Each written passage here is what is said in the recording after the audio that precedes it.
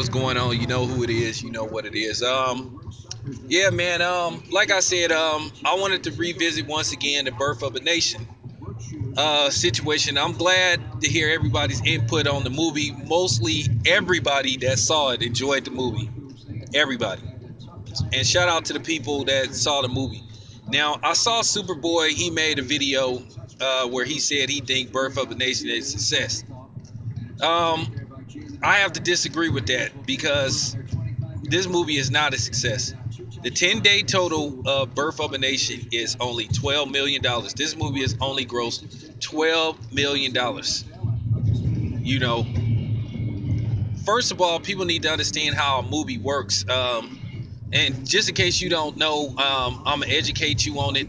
Now, Nate Parker came out fine because Nate Parker made the movie on the official budget for this movie, if I'm not mistaken, was $8.5 million. So when Nate Parker sold the movie for $17 million, he pretty much got his return. I mean, he pretty much got everything back. But unfortunately, 20th Century Fox didn't make their money back what they spent on the movie. Because what you need to understand, even though a movie may cost, let's just say $100 million to make, it needs to make at least 1.5 times or a little bit more than what it costs to make to be actually considered a semi-hit. So let's just say a movie costs like whatever, $100 million to make. You also have to take into account what you're spending to promote the movie, advertisement, promotion. Like if you have some deal with 7-Eleven to sell merchandise and all that type of shit. So that could cost you an extra $25 million. So basically, you need to recoup what you spent to make the actual movie and what you spent on advertising. So really, if a movie costs $100 million to make for it to be an actual semi-success, it needs to make at least $150 million to be considered somewhat of a success, or $200 million. If it makes $200 million, then it's a hit. So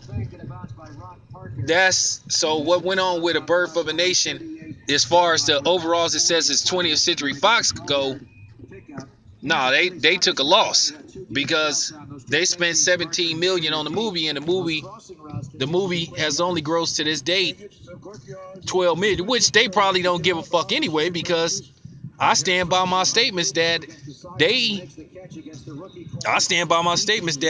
I think they were the main ones that leaked out this information about Nate Parker. You guys got to keep in mind, 20th Century Fox been around for if I'm not mistaken, 80 years, and 17 million is a tax write-off for them.